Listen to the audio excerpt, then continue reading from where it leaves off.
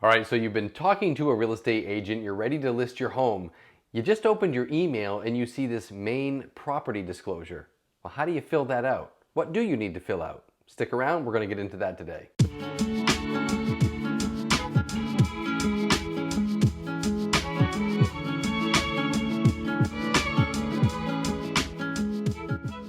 Hey guys, welcome back to the channel. It is your realtor Nick Isgro with eXp Realty here in Central Maine. Now, as I said at the beginning, today we're going to be going over the Maine property disclosure, and this is going to be relevant whether you're a seller or a buyer. It might be a little more relevant to sellers because we're really going to walk you through how to fill this out. And one thing I want to state on the front end, your realtor needs to be helping you fill this out unless you're selling by yourself. It is actually under Maine state law the realtor's job to get this information and to fill it out. Now, of course, as you'll see when we go through, most all of the information, if it's not available on a deed or a public record, is going to be necessarily coming from you, the seller.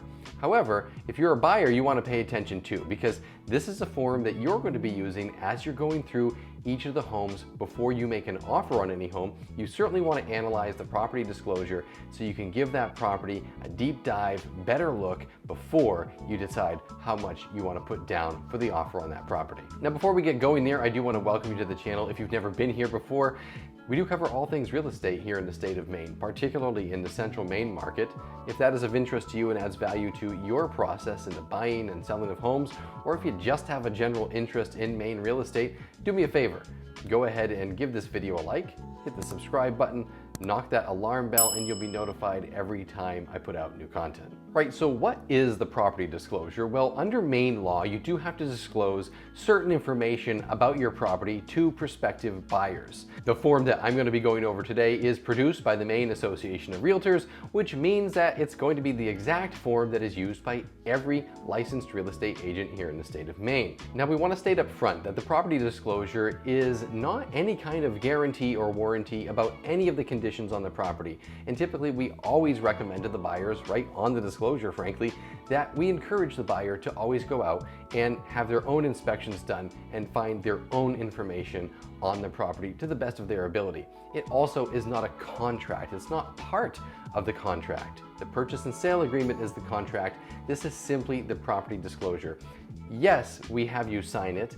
Yes, we have both buyers and sellers typically sign it. Are you really required to? Not really.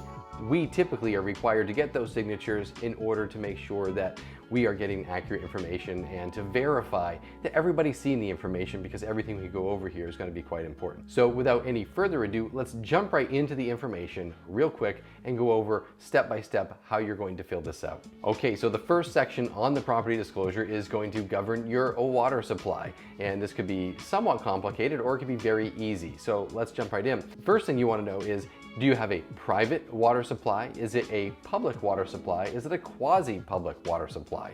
That would be a more rare circumstance to have a quasi-public. It might be a shared system or something like that. But in general, you're more likely going to just be checking whether it's a public water supply. You get a water bill. In case you're living in Central Maine, you probably have the Kennebec Water District. That's a bill that you would get quarterly for the use of the water that's coming to your home. If you're on the public water, that makes this a little bit easier because you're going to check that and largely ignore the rest of this section.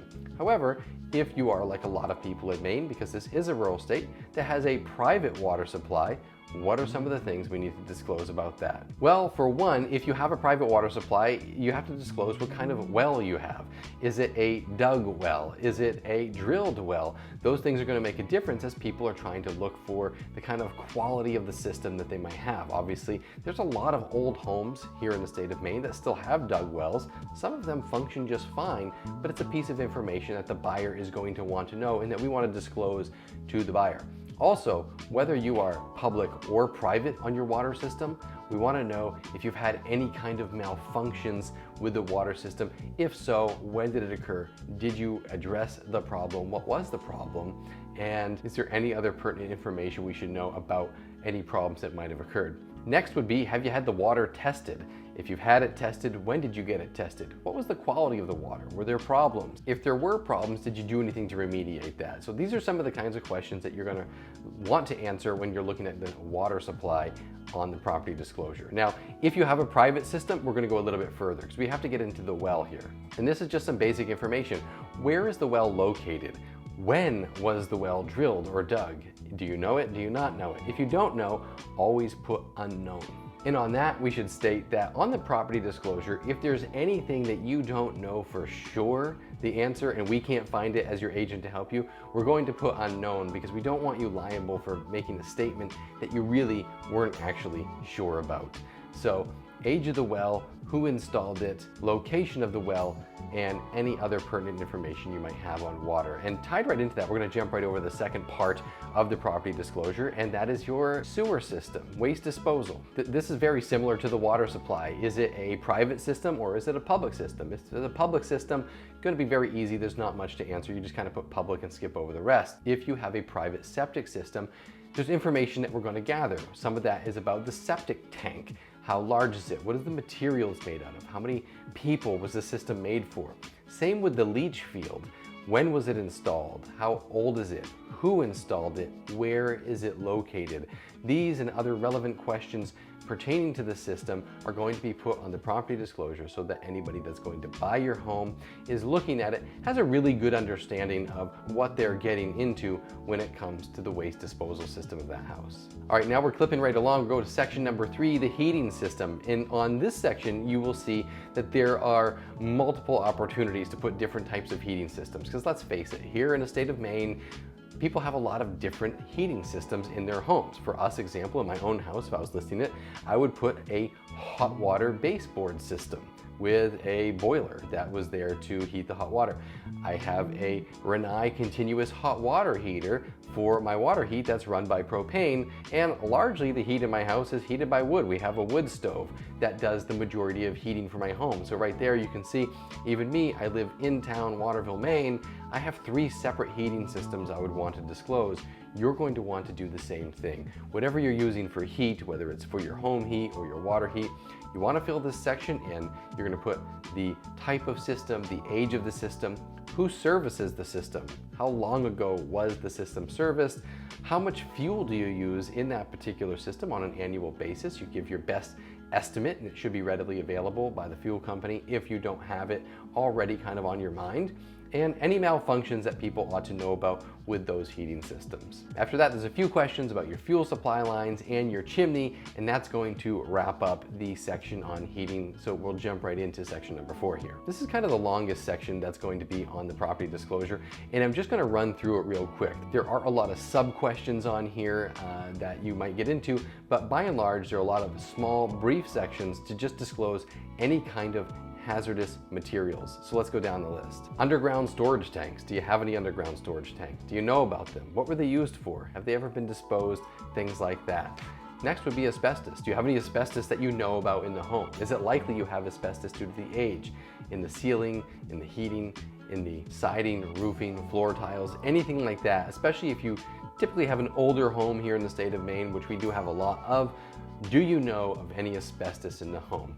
Next, we have radon air and radon water. Both of those sections are going to ask whether you've ever tested for radon in your air, radon in the water. What were those test results? And if the test results were unsatisfactory, what did you do for any remediation steps for the radon, whether it's in the air or in the water? Next up, under hazardous materials, we have methamphetamines. That's basically, I hate to say it, was your house ever used as a meth lab?